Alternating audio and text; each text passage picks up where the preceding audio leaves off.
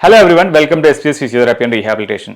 നമ്മൾ എന്നും കാണുന്ന യൂഷ്വൽ വീഡിയോ പോലെ അല്ല കേട്ടോ ഈ വീഡിയോ. കാരണം നമുക്ക് ഈ പേഷ്യൻ്റ് വരുന്ന വളരെ സിവിയർ ആയിട്ട് പെയിൻ ആയിട്ട് ആംബുലൻസിലായിരുന്നു നമുക്ക് വന്നിട്ടുണ്ടായിരുന്നത്. അപ്പോൾ ഈ പേഷ്യൻറ്റിന് ഒരു റീൽ പോലെ ചെയ്യേണ്ടതെന്ന് നിങ്ങൾ വിചാരിച്ചിട്ടുണ്ടായിരുന്നു. കാരണം പലപ്പോഴും നമ്മൾ ഷോർട്ട് വീഡിയോസ് ആണ് ചെയ്യാറ്. അതിൽ നിങ്ങൾ പേഷ്യൻ്റെ സിംറ്റംസ് കാണാം, ഒരു ചെറിയ മൊഡ്യൂൾ ട്രീറ്റ്മെൻറ്റ് കാണാം, പിന്നീട് പേഷ്യൻ്റെ പെയിൻ മാറുന്നതും പേഷ്യൻ്റെ ടെസ്റ്റിമോണൽസ്, ഇതാണ് യൂഷ്വൽ നമ്മൾ കാണാറ്. അപ്പോൾ പലപ്പോഴും കൺഫ്യൂഷൻസ് ഉണ്ടാവും. നമ്മൾ ജൂനിയേഴ്സായ കുറേ ഫിസിയോസ് കാണുന്നുണ്ട്, അല്ലെങ്കിൽ പേഷ്യൻസ് കാണുമ്പോൾ ഒരു കൺഫ്യൂഷൻസ് ഉണ്ടാവും. എന്തൊക്കെയാണ് നടക്കുന്നത്, എന്തുകൊണ്ടൊക്കെയാണ് പെയിൻ ഇങ്ങനെ ആവുന്നത്, ഈ കണ്ടീഷൻ എങ്ങനെയാണ് റിവേഴ്സ് ആവാൻ സഹായിക്കുന്നില്ല. അപ്പോൾ ഒരു ചെറിയൊരു എക്സ്പ്ലനേഷനോട് കൂടി നമുക്ക് ഈ വീഡിയോ കംപ്ലീറ്റ് ആക്കാം. സോ ഇതിൽ ആദ്യം നമുക്കൊരു വലിയ പ്രശ്നമെന്ന് പറയുന്നത്, നിങ്ങൾ ഈ വീഡിയോയിൽ കാണുന്ന പോലെ തന്നെ അദ്ദേഹത്തിന് കൊണ്ടുവരുന്നത് ആംബുലൻസിലായിരുന്നു. കാരണം കിടന്നിട്ട് തിരിയാനോ മറിയാനോ വയ്യാത്ത അവസ്ഥ. അതിൻ്റെ ഡിസ്ക്ലൈമർ ഉണ്ട്. കാരണം നമുക്ക് ആ സമയത്തുള്ള വീഡിയോസിൽ പുള്ളിക്ക് ഷർട്ട് ഇടാൻ പറ്റാത്ത, പുള്ളിയുടെ സിവിയറിറ്റി ഓഫ് പെയിൻ ഉള്ളതുകൊണ്ടാണ്. പെയിൻ വന്നാൽ നമുക്ക് സത്യം പറഞ്ഞാൽ നന്നായി ഡ്രസ്സ് ചെയ്യാനൊന്നും സമയം ഉണ്ടാവില്ല. കാരണം നമ്മളെ മേജർ കൺസേൺ എന്താവും, നമ്മുടെ ഔട്ട്ഫിറ്റ് ആയിരിക്കും, നമ്മുടെ പെയിൻ മാത്രമായിരിക്കും. ഇനി ഇവിടെ ഈ പേഷ്യൻ്റ് കടന്നിടത്തുനിന്ന് തിരിയാൻ ഒരുപാട് ബുദ്ധിമുട്ടുന്നുണ്ട്. നിങ്ങൾ ഈ വീഡിയോയിൽ കാണാം, പേഷ്യൻ്റ് നല്ല ഡിഫിക്കൽട്ടി ഉണ്ട് കടന്നിടത്തുനിന്ന് തിരിയാൻ വേണ്ടിയിട്ട്. അപ്പോൾ അതെന്തുകൊണ്ടാണെന്നുള്ള കാര്യം ആദ്യമേ പറഞ്ഞേക്കാം. എന്തിനാണ് ആംബുലൻസിൽ എത്താൻ കാരണം? അതിൻ്റെ റീസൺ എന്താണ്? പേഷ്യൻ്റ് സിറ്റിംഗ് പോസിബിൾ അല്ല, സ്റ്റാൻഡിങ് പോസിബിൾ അല്ല, ലൈ ഡൗൺ പൊസിഷനിൽ തന്നെ ഒരു ടേണിങ്ങോ ട്വിസ്റ്റിങ്ങോ സൈഡിലേക്ക് റോൾ ചെയ്യാനോ പറ്റുന്നില്ല. ഇനി കാരണം പറയാം. പലപ്പോഴും പ്രൊട്ടക്റ്റീവ് സ്പാസം എന്ന് പറയുന്നൊരു വാക്ക് കേട്ടോളൂ. മസിൽസ് എപ്പോഴും ടൈറ്റും റിജിഡും ഹാർഡുമായിരിക്കും എന്നുള്ള കാര്യം, അല്ലെങ്കിൽ ടെൻഡറുമായിരിക്കും എന്നുള്ള കാര്യമാണ്. അത് എന്തുകൊണ്ടാണെന്ന് വെച്ചാൽ നമ്മൾ കഴിഞ്ഞ വീഡിയോയിൽ വിഷ്യസ് സൈക്കിളിനെ കുറിച്ച് പറയണ്ടായി അല്ലേ. പലപ്പോഴും ഒരു പെയിൻ ഡിസ്ക് തള്ളി ഞരമ്പിന് തട്ടി നമുക്ക് പെയിൻ വരുന്ന സമയത്ത് എന്താ സംഭവിക്കുന്നത്? നമുക്ക് നെർവ് ഇറിറ്റേഷനോട് ഇൻഫ്ലമേഷൻ സംഭവിക്കുന്നുണ്ട് അല്ലേ. ഇത് സംഭവിക്കുന്നതിന് കൂടെ തന്നെ ഈ പെയിൻ എഗ്രിവേറ്റ് ചെയ്യാതെക്കാൻ വേണ്ടി ബോഡി സ്വയമേവ ചെയ്യുന്ന ഒരു പരിപാടിയാണ് പ്രൊട്ടക്റ്റീവ് സ്പാസം എന്ന് പറയുന്നത്. എന്താണ് ഈ പ്രൊട്ടക്റ്റീവ് സ്പാസം സംഭവിക്കുന്നത് അറിയോ? ഫർദർ മൂവ്മെൻറ്റ്സിനെ പ്രിവെൻറ്റ് ചെയ്യാൻ, തുടർന്നുണ്ടാകുന്ന മൂവ്മെൻറ്റ്സിനെ പ്രിവെൻറ്റ് ചെയ്യാനും. കാരണം ഇനിയൊരു മൂവ്മെൻറ്റ് ഉണ്ടായിക്കഴിഞ്ഞാൽ ഇതിന് മുകളിൽ കംപ്രഷൻ വീണ്ടും കൂടും. അങ്ങനെ കംപ്രഷൻ കൂടിയാൽ പേഷ്യൻ്റ് പെയിൻ വീണ്ടും എഗ്രിവേറ്റ് ആവും. അപ്പോൾ അത് വരാതിരിക്കാൻ ബോഡി തന്നെ സെൽഫായി എടുക്കുന്ന ഡിഫൻസ് ആണ് പ്രൊട്ടക്റ്റീവ് സ്പാസം എന്ന് പറയുന്നത്. ക്ലിയർ ആയില്ലേ? ഇനി ഇങ്ങനെ പറഞ്ഞു, ഈ പ്രൊട്ടക്റ്റീവ് സ്പാസം ഉണ്ടാക്കുന്നത് ഏതെല്ലാം മസിൽസിലാണെന്ന് കൂടി ഞാൻ പറഞ്ഞുതരാം. യൂഷ്വലി സംഭവിക്കുന്നത് എറക്ടർ സ്പൈൻ, ക്ലിയർ, ക്വാഡ്രാറ്റിസ് ലംബോറം അഥവാ ക്യൂവൽ എന്ന് പറഞ്ഞ muscles, then oblique muscles, abdominal oblique എന്ന് പറഞ്ഞ muscles, clear, and third one gluteus muscles. ഏതൊക്കെ ഗ്ലൂട്ടിയസ് മസിൽസ് ആണെന്ന് വെച്ചാൽ മീഡിയസും മിനിമസും. ക്ലിയർ ആയില്ലേ? ഇനി ആദ്യ മസിൽ നമുക്ക് നോക്കാം, എറക്ടർ സ്പൈൻ. അതിൻ്റെ ഡ്യൂട്ടി എന്താ ചോദിച്ചാൽ നമ്മുടെ extension of spine, then slight rotation of spine. Clear ആയല്ലോ?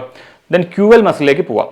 ക്യൂവൽ മസിലിൻ്റെ ഇമ്പോർട്ടൻസ് എന്തൊക്കെയാണെന്ന് ചോദിച്ചാൽ ആക്ച്വലി സ്റ്റെബിലൈസിങ് ആട്ടോ, സ്പൈനെ സ്റ്റെബിലൈസ് ചെയ്യാൻ സഹായിക്കുന്നുണ്ട്, ഹിപ്പ് ഹൈക്കിങ്ങിന് സഹായിക്കുന്നുണ്ട്, always assisting the side flexion to.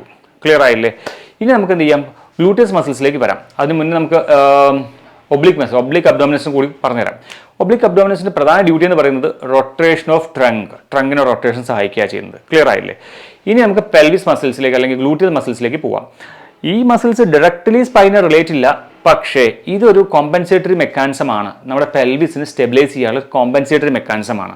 അപ്പോൾ എന്താ, പെൽവിസിന് റൊട്ടേഷൻ എന്ത് ചെയ്യും, സ്പൈനുമായി റിലേറ്റഡ് ആണ്. ഇപ്പോൾ ഞാൻ എൻ്റെ ഹിപ്പ് റീജിയൻ തിരിക്കുമ്പോഴും സ്പൈനിൽ അതിൻ്റെ ഒരു ഫോഴ്സ് ഉണ്ടാവാം, അല്ലെങ്കിൽ അതിൻ്റെ ഒരു സെക്കൻഡറി മൂവ്മെൻറ്റ് ഉണ്ടാവാം. അപ്പോൾ അതും സ്റ്റെബിലൈസ് ആക്കി വെക്കാൻ വേണ്ടിയിട്ടാണ്, അല്ലെങ്കിൽ ഫെർദർ മൂവ്മെൻറ്റ് പ്രിവെൻറ്റ് ചെയ്യാൻ വേണ്ടിയിട്ടാണ് ഗ്ലൂട്ടിയൽ മസിൽസും അഥവാ ഗ്ലൂട്ടിയസ് മീഡിയസും മിനിമസും നമുക്ക് ടൈറ്റ് ആവുന്നത്. ക്ലിയർ ആയില്ലേ? കൂടാതെ റഫേർഡ് പെയിൻ കാരണം, ഇപ്പോൾ സിയാറ്റിക്ക പോലെ കണ്ടീഷൻസ് ഉണ്ടെങ്കിൽ നമുക്കറിയാം പൈറിഫോമിസ് എന്ന മസിലിനുള്ളിലൂടെയാണ് പിയേഴ്സ് ചെയ്തിട്ടാണ് സിയാറ്റിക് നെർവ് താഴെ പോകുന്നത്. അപ്പോൾ അതിൻ്റെ ഒരു റഫേർഡ് പെയിൻ കാരണം നമുക്കിവിടെ സ്പാസം സംഭവിക്കാം. ഓൾ ടുഗദർ ഈ മസിൽസ് എല്ലാം ടൈറ്റ് ആയി കഴിഞ്ഞാൽ ആ ഫേസിൽ കൊടുക്കുന്ന ട്രീറ്റ്മെൻറ്റ് വളരെ ഇമ്പോർട്ടൻ്റ് ആണ്. ക്ലിയർ? ഇനി എന്തെല്ലാമാണ് ഈ പേഷ്യൻ്റ് വന്നു കഴിഞ്ഞാൽ നമുക്ക് ട്രീറ്റ്മെൻറ്റ് എന്തൊക്കെയാണെന്നുള്ള പല ആളുകൾക്കും ഈ വീഡിയോ കാണുമ്പോൾ സെർച്ച് ചെയ്യുന്നുണ്ടാവും അല്ലേ, എന്തെല്ലാം ട്രീറ്റ്മെൻറ്റാണ് പോകാൻ. ഒരിക്കലും നമുക്ക് ട്രീറ്റ്മെൻറ്റ് ഇന്ന ബാക്ക് പെയിൻ എന്ന് നമുക്ക് റെഫർ ചെയ്യാൻ കഴിയില്ല. ഇപ്പം നമ്മൾ ഇപ്പം നമ്മളൊരു ഒരു മോഡേൺ മെഡിസിൻ്റെ ട്രീറ്റ്മെൻറ്റ് നോക്കുകയാണെങ്കിൽ ഒരു വീഡിയോസിൽ നമുക്ക് ഇന്ന മരുന്ന് കഴിച്ചോളൂ എന്ന് റെഫർ ചെയ്യാൻ പറ്റില്ല. കാരണം അതിന് സിംറ്റംസ് എല്ലാം ഡിഫറൻസ് ആയതിനനുസരിച്ച് ബ്ലഡ് ടെസ്റ്റ് അനുസരിച്ച് മരുന്നുകൾ വ്യത്യാസം വരുന്ന പോലെ തന്നെയാണ് എക്സസൈസ് ആണെങ്കിലും ഫിസിയോതെറാപ്പി മൊഡാലിറ്റീസ് ആണെങ്കിലും ചെയ്യുന്നത്. ബട്ട് ഇൻ കോമൺ ഇത്തരം കണ്ടീഷൻസ് വന്നാൽ മസിൽസിന് മുകളിൽ പ്രൊട്ടക്റ്റീവ് സ്പാസം ആണെങ്കിൽ ആ സമയം നമ്മൾ ചെയ്യണമെന്ന് വെച്ചാൽ മസിലിന് റിലീസ് ചെയ്യുന്നു MFR ട്രീറ്റ്മെൻറ്റും അല്ല. ക്ലിയർ? അതിൻ്റെ ഫേസ് വരുന്നതേ ഉള്ളൂ. ഈ സമയത്ത് നമ്മൾ ഫോക്കസ് ചെയ്യേണ്ടത് ആദ്യം പറഞ്ഞ പോലെ നെർവ് റൂട്ടിന് മുകളിൽ കംപ്രഷൻ കുറയ്ക്കുക, ഇൻഫ്ലമേഷൻ കുറയ്ക്കുക, അതാണ് നമ്മൾ ട്രീറ്റ്മെൻറ്റ്. അത് നിങ്ങൾക്ക് വെറൈറ്റി ഓഫ് ട്രീറ്റ്മെൻറ്റ് ഫിസിയോതെറാപ്പിയിലുണ്ട്. റോബോട്ടിക് ഡീകംപ്രഷൻ മുതൽ കൺവെൻഷണൽ ട്രീറ്റ്മെൻറ്റ്സ് വരെയുള്ള ഒരുപാട് ട്രീറ്റ്മെൻറ്റ് മെത്തേഡ്സ് ഉണ്ട്. ക്ലിയർ ആയില്ലേ? ഇൻഫ്ലമേഷൻ്റെ പാർട്ടിലേക്ക് വരാം. അവിടെ നിങ്ങൾക്ക് സ്റ്റാർട്ടിംഗ് അൾട്രാസൗണ്ട് അല്ലേ, മിനിമം സ്റ്റാർട്ടിംഗ് അൾട്രാസൗണ്ട് ടെൻസ് മുതൽ വെറൈറ്റി ഓഫ് ട്രീറ്റ്മെൻറ്റ് അവിടെ നമുക്ക് അവൈലബിൾ ആണ്. ഇതിൽ ഏത് ചൂസ് ചെയ്യുന്നുള്ള കാര്യം നമ്മൾ പേഷ്യൻ്റെ കണ്ടീഷൻ അസസ്മെൻ്റ് എല്ലാം കഴിഞ്ഞ ശേഷം ഓരോ ഡിപ്പാർട്ട്മെൻറ്റിൻ്റെയും ഫിസിയോസ് ആണ് അത് ട്രീറ്റ്മെൻറ്റിൻ്റെ പ്രോട്ടോകോൾ തയ്യാറാക്കുക എന്നുള്ളത്. ക്ലിയർ ആയല്ലോ? ഇനി നെക്സ്റ്റ് തിങ്, എത്ര ദിവസം കൊണ്ട് മാറും? അടുത്ത ക്വസ്റ്റൻ അതാണല്ലോ, എത്ര ദിവസം കൊണ്ട് പേഷ്യൻ്റ് അസുഖം മാറിക്കിട്ടാനുള്ള കാര്യം.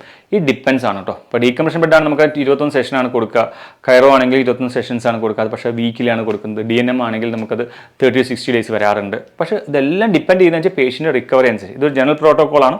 അതോടൊപ്പം പേഷ്യൻ്റെ റെസ്പോൺസ് അനുസരിച്ചാണ് അതിൻ്റെ ദിവസങ്ങൾ യൂഷ്വലി വരാറ്. ഇപ്പോൾ ഈ വീഡിയോ നിങ്ങൾ കണ്ടിട്ടുണ്ടാവും, പേഷ്യൻ്റ് എന്താണ് സ്ലൈറ്റ്ലി ഒരു ഇമ്പ്രൂവ്മെൻറ്റ്സ് വന്നു. പേഷ്യൻ്റ് മെല്ലെ നടക്കുന്നത് ആളുടെ വൈഫിൻ്റെയും മകൻ്റെയും തോളിൽ സപ്പോർട്ട് ചെയ്തിട്ടാണ്, അതായത് അസിസ്റ്റഡ് വാക്കിംഗ് ആണ്. ഇപ്പോഴും കറക്റ്റായിട്ട് കാലവിടെ വെക്കാൻ പറ്റുന്നില്ല. Still patient have pain. Reason എന്താണ്? അവിടുത്തെ കംപ്രഷൻ കുറഞ്ഞിട്ടില്ല എന്നുള്ളതാണ്. പേഷ്യൻ്റ് വന്നു കഴിഞ്ഞാൽ അസസ്മെൻറ്റ് വളരെ ഇമ്പോർട്ടൻ്റ് ആണ് കേട്ടോ. അപ്പോൾ അത് ഞാൻ എന്താ വെച്ചാൽ നിങ്ങൾക്ക് പേഷ്യൻ്റ് ചോദിക്കുന്നതിൽ നിങ്ങൾക്ക് ഓഡിയബിൾ ആവുമെന്ന് വിചാരിക്കുന്നുണ്ട്. നിങ്ങൾ കേട്ട് നോക്കുക. അസസ്മെൻറ്റ് നിങ്ങൾക്ക് അങ്ങനെ കേൾക്കാം. വേദന തുടങ്ങി, ഇന്നലെ ഉച്ചയ്ക്ക് വേദന തുടങ്ങി, നിൽക്കാൻ പറ്റാത്ത വേദന, നിൽക്കാൻ പറ്റുന്നില്ല. ചുമയോ അങ്ങനെ എന്തെങ്കിലും ഉണ്ടായിരുന്നോ? തുമ്മലുണ്ടായിരുന്നോ? പെട്ടെന്ന് വേദന കൂടുകയാണോ ചെയ്തത്? ബാത്റൂമിൽ എണീക്കാൻ ബുദ്ധിമുട്ടുണ്ടായിരുന്നു. ഓക്കെ, ബാത്റൂമിൽ എണീച്ചപ്പോൾ നല്ല പെയിനാണ്. ഒരു കാലം മൊത്തം നീരാൻ പറ്റുന്നില്ല. ഏത് കാലിലേക്ക് വേദന ഉള്ളത്? ഈ കാലിലേക്ക് വേദന ഉണ്ട്. നല്ല വേദനയാണോ? തരിപ്പുണ്ടോ? മുറിയുന്ന പോലെ വേദനയോ? ഇരിക്കാനും പറ്റുന്നില്ല. അപ്പൊ അവിടുന്ന് ഇങ്ങോട്ട് ആംബുലൻസിലേക്ക് എടുത്തു വെക്കുകയാണോ ചെയ്തത്? നേരെ കൊണ്ട് പോകുന്നതാണ്. ഓക്കെ, ഇപ്പൊ കാലിന് വേദന ഉണ്ടോ? കിടക്കുമ്പോ ഇല്ല. മലന്ന് കിടക്കാൻ പറ്റുമോ? വേദന ഉണ്ടോ? സഹിക്കാം. കമിഴ്ന്ന് കിടക്കാൻ പറ്റുമോ? പറ്റും. എണീറ്റിരിക്കാൻ പറ്റുമോ? പറ്റൂല. ഒറ്റയ്ക്ക് നിൽക്കാൻ പറ്റുമോ? അപ്പൊ ഒരു കാലം മൊത്തമായിട്ട് വേദന നടുവേദന ആയിട്ടുണ്ടോ?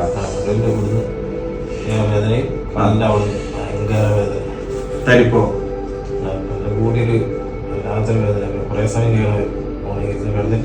ഉറങ്ങിയിരുന്നു അന്നേരം?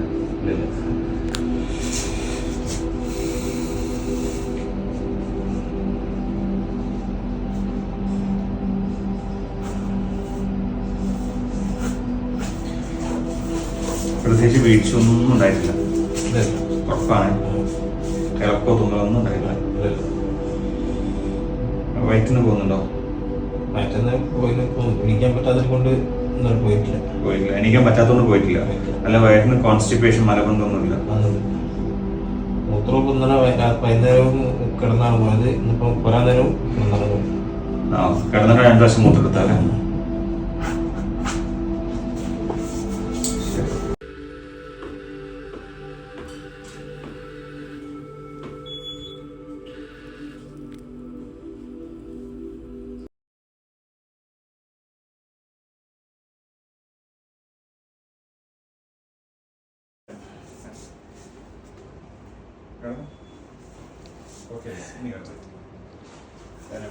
കാലിലേക്കാണ് ബാക്ക് മാത്രമാണ് കേൾക്കണം. ഈ കൈ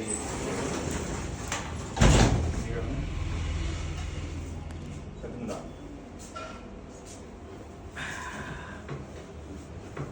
ഓക്കെ ആണോ? കിടക്കാൻ പറ്റുന്നുണ്ടോ? മറ്റേ കാലം കൂടി തിരിച്ചേ. വേദനയാ? ഇത്രയേ പോകുന്നുള്ളൂ? വേദനയാ? വേദനയാ? 2 കാലിലേക്ക് വേണ്ട. ശരി, എനിക്കൊന്ന് കാണിച്ചു തരാം.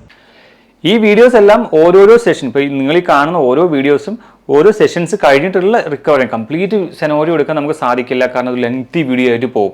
ഇനി ഇപ്പോൾ പേഷ്യൻ്റ് തന്നെ നമ്മളോട് പറയുന്ന ഒരു പരാതി നിങ്ങൾ കേൾക്കുക, അല്ലെങ്കിൽ പരാതി മീൻസ് പരാതിയല്ല, അവരുടെ സിംറ്റം കംപ്ലീറ്റ്ലി റിക്കവേർഡ് അല്ല. ഇൻ ബിറ്റ്വീൻ നമ്മൾ പേഷ്യനോട് എന്ത് ചെയ്യുന്നുണ്ട്? റിവ്യൂ ചോദിക്കുന്നുണ്ട്. എങ്ങനെയുണ്ട്? പെയിൻ വരുന്നുണ്ടോ? ഏതൊക്കെ ഭാഗങ്ങൾ പെയിൻ ഉണ്ട്? ഇതും നമുക്ക് വളരെ ഇമ്പോർട്ടൻ്റ് ആയ കാര്യമാണ്. പേഷ്യൻ്റ് ഓൺഗോയിങ് ട്രീറ്റ്മെൻറ്റ് സമയത്ത് ട്രീറ്റ്മെൻറ്റ് മോഡിഫൈ ചെയ്യണോ, ഫെർദർ ട്രീറ്റ്മെൻറ്റ് ആഡ് ചെയ്യണോ, അല്ലെങ്കിൽ എക്സിസ്റ്റിംഗ് ട്രീറ്റ്മെൻറ്റ് തന്നെ പോയാൽ മതിയോ? ഈ കാര്യങ്ങളൊക്കെ നമ്മൾ തീരുമാനിക്കുന്നത് പേഷ്യൻറ്റിൻ്റെ റിവ്യൂവും കൂടിയും അടിസ്ഥാനപ്പെടുത്തിയായിരിക്കും. ക്ലിയർ ആയില്ലേ? അതിനുശേഷം ബോഡി എക്സ്റ്റെൻഡ് ചെയ്യുന്ന പൊന്തിക്കുന്നതും അതിൻ്റെ കൂടെ മുട്ട് മടക്കിയിട്ട് ചെസ്റ്റിലേക്ക് അടുപ്പിക്കുന്ന അതും ചെയ്ത് 10 പ്രാവശ്യം 10 സെക്കൻഡ് ഹോൾഡ് ചെയ്ത് 10 പ്രാവശ്യം ചെയ്ത്. അതിനുശേഷം ഇതിനെ തീരെ തിരിയാനും പറയാനും പറ്റുന്നില്ല. നടുവിൻ്റെ അകത്ത് നല്ല വേദന. എത്ര സമയത്ത്? ഒരു 10-15 മിനിറ്റ് കഴിഞ്ഞാൽ പിന്നെ കുറേ ഒരു 5 മിനിറ്റ് ഞാൻ ഒന്നുകൂടി ശ്രമിച്ചു നോക്കൂ. അന്നേരം വേദന ഉണ്ട്. പിന്നെ അടുത്ത നേരെ കിടന്ന് അവർ 10-15 മിനിറ്റ് കഴിഞ്ഞാലോ അത് പിന്നെ പതുക്കെ നിരങ്ങി നിരങ്ങി വന്ന് ഒക്കത്തേക്ക് വന്ന് പിന്നെ പതുക്കെ എണീറ്റ് നിൽക്കാൻ പറ്റുന്നില്ല. അങ്ങനെ കുറേ സമയം ഒരു 5 മിനിറ്റോളം കഴിഞ്ഞ് കടച്ചിൽ മൊത്തത്തിൽ മാറുമ്പോൾ കടച്ചിൽ മൊത്തത്തിൽ മാറി പിന്നെ കുറച്ച് നടന്ന് കുറച്ച് ഇരുന്നൊക്കെ പിന്നെ പ്രശ്നമൊന്നുമില്ല. പിന്നെ പാരി നോർമലായിട്ടുണ്ട്. ഇന്നിപ്പോൾ അങ്ങനെയുള്ള പ്രശ്നമൊന്നുമില്ല. ഇന്നിപ്പോൾ രാവിലെ എണീക്കുമ്പോൾ രാത്രി കിടന്നെണീക്കുമ്പോൾ ആണ് ഈ കടച്ചിലുണ്ടാകുക. അതൊരു കുറച്ച് സമയം ഉണ്ടാവും. അത് ആദ്യം ഉണ്ടതിനേക്കാളും കുറച്ചുകൂടെ സമയം നിൽക്കുന്നുണ്ടോ ഇപ്പോൾ? കടച്ചിൽ പണ്ട് ഫസ്റ്റിലുള്ളതിനെക്കാട്ടും കുറച്ചുകൂടി സമയം കടച്ചിൽ നിൽക്കുന്നുണ്ട്. ഓക്കെ. പക്ഷെ എണീക്കാനോ തിരിയാനോ പറയാനൊന്നും പ്രശ്നം ഉണ്ടായില്ല ഇന്നത്തേക്ക് ശേഷം? ഇല്ല, എണീക്കാനും തിരിയാനും പറയാനൊന്നും വലിയ കുഴപ്പമില്ല. പക്ഷെ കടച്ചിൽ കാലിലേക്ക് വരുന്നുണ്ട്. രാത്രി ഫ്രീ ആയിട്ട് കിടക്കാം. രാത്രി ഈ കാല് മടക്കി വെച്ചിട്ട് ഒക്കെ കിടക്കാൻ പറ്റും. ഓക്കെ. ഇപ്പോൾ നിങ്ങൾ കാണുന്നുണ്ടാവും പേഷ്യൻറ്റിന് ഞാൻ എന്താ വെച്ചാൽ ഒന്ന് ഇമ്പ്രൂവ് ആയ സമയത്ത് ഒന്ന് ഗേറ്റ് ട്രെയിനിങ് നിങ്ങൾക്കറിയാം, പേഷ്യൻറ്റ് ബെൽറ്റ് എല്ലാം കെട്ടി നടക്കുന്നത് നിങ്ങൾക്ക് കാണാൻ പറ്റും. So in this face patient കുറച്ചുകൂടി ബെറ്റർ ആണ്. കാരണം കഴിഞ്ഞ ഫേസിൽ നമുക്ക് എന്താണ് 2 ആളുകളുടെ സഹായം കൂടി വേണമായിരുന്നു പേഷ്യൻറ്റ് നടക്കാൻ. ഇപ്പം അത് മാറി കുറേയും കൂടി ഇമ്പ്രൂവ്ഡ് ആണ് പേഷ്യൻറ്റ്. ഇവിടെ ലംബാർ സപ്പോർട്ട് കൊടുത്തിരിക്കുന്നത് എന്തിനാണെന്ന് വെച്ചാൽ ഈ സമയത്ത് നമ്മുടെ അവിടെ മൂവ്മെൻറ്റ്, അതായത് സ്പൈൻ്റെ ഒരു സ്റ്റെബിലൈസിങ് മൂവ്മെൻറ്റ് നമ്മുടെ ലിമിറ്റ് ചെയ്യുന്നുണ്ട്. ബാക്കി മൂവ്മെൻ്റ് ഒക്കെ നമ്മളവിടെ എലോ ചെയ്യുന്നുണ്ട്. ആൻഡ് ഫൈനലി ഇപ്പോൾ പേഷ്യൻ്റ് എന്താ വെച്ചാൽ പറഞ്ഞപ്പോൾ എനിക്ക് പെയിൻ കുറവാണ്, നടക്കാൻ പറ്റുന്നുണ്ട്. അപ്പോൾ ഇനി വേഗത കൂടുമ്പോൾ മസിൽസിൻ്റെ ആക്ഷൻ, അതായത് നമ്മൾ സാധാരണ ചെയ്യുന്ന സ്ലോ മൂവ്മെൻറ്റ്സും ഫാസ്റ്റ് മൂവ്മെൻറ്റ്സും തമ്മിൽ വ്യത്യാസമുണ്ട്. ഒരു സ്പീഡ് കൂടുന്നതനുസരിച്ച് അവിടെ എക്സേർട്ട് ചെയ്യപ്പെടുന്ന ഫോഴ്സ് കൂടുതലായിരിക്കും. ഇപ്പോൾ നിങ്ങൾ നോക്കുക, പേഷ്യൻ്റ് ഓടുന്ന സമയത്ത് പെട്ടെന്ന് കാലിൻ്റെ ഫ്രണ്ടിൽ പിടിക്കുന്നുണ്ട്, അവിടെ പെയിൻ വീണ്ടും പേഷ്യൻ്റ് വരുന്നുണ്ട്. അപ്പോൾ നമ്മൾ വീണ്ടും നോക്കണം, വീണ്ടും റീ അസസ്മെൻറ്റ് എടുക്കണം. ഏതൊക്കെ മസിൽ സ്റ്റിൽ ഇമ്പ്രൂവ് ആവാനുണ്ട്, എന്തെല്ലാം പ്രശ്നങ്ങൾ സ്റ്റിൽ അവിടെ ഉണ്ടെന്നുള്ള കാര്യം വീണ്ടും നമ്മൾ റീ അസസ്മെൻറ്റ് എടുക്കുന്നത് വളരെ ഇമ്പോർട്ടൻ്റ് ആണ്. നൗ ഫൈനലി ഇത് സെപ്റ്റംബർ 8-ാം തീയതിയാണ് കേട്ടോ നമുക്ക് ഫൈനലി പേഷ്യൻ്റ് വരുന്നത്. ഫൈനൽ വീഡിയോ നിങ്ങൾ കാണുന്നത്. പേഷ്യൻ്റ് ഇപ്പോൾ ഓടാൻ പറ്റുന്ന, നടക്കാൻ പറ്റുന്നുണ്ട്, അറിയുന്നില്ല, പേഷ്യൻ്റ് പ്രശ്നങ്ങളൊന്നും കാണുന്നില്ല. ഇപ്പോൾ ഇവിടെ പ്രോപ്പറായ റീഹാബ് കൊടുത്തു കഴിഞ്ഞാൽ ബെഡ് ടു നോർമൽ ലൈഫിലേക്ക് പേഷ്യൻ്റ് വരാൻ പറ്റും നിങ്ങൾക്ക് കൃത്യമായി മനസ്സിലാവുന്നുണ്ട്. അപ്പോൾ നിങ്ങളിപ്പോൾ ശ്രദ്ധിക്കണം എന്ന് വെച്ചാൽ ഈ ഒരു പീരീഡ് എന്ന് പറഞ്ഞാൽ ഒരു എമർജൻസി ആയിട്ടുള്ള സിറ്റുവേഷൻ നമ്മൾ ഓവർകം ചെയ്തതേ ഉള്ളൂ. സ്റ്റിൽ ഇങ്ങനെ ഒരു പ്രശ്നം വന്നു കഴിഞ്ഞാൽ അവിടുത്തെ മസിൽസ് സ്ട്രെങ്ത് ആയി എടുക്കാൻ സമയമെടുക്കും. അത് പേഷ്യൻസിന് കൃത്യമായി പറഞ്ഞു കൊടുത്ത് അവർക്കുള്ള പ്രോപ്പർ എക്സസൈസ് പ്ലാൻ, എല്ലാ പേഷ്യൻറ്റും ഒരേ എക്സസൈസ് പ്ലാൻ പറ്റില്ല. കാരണം ഡിപ്പെൻസ് ഓരോ പേഷ്യൻ്റെ മസിൽ സ്ട്രെങ്ത്തും ഇൻവോൾവ്മെൻറ്റും അനുസരിച്ച് പേഷ്യൻ്റെയും എക്സസൈസ് പ്രിസ്ക്രിപ്ഷൻ മാറിക്കൊണ്ടേയിരിക്കും.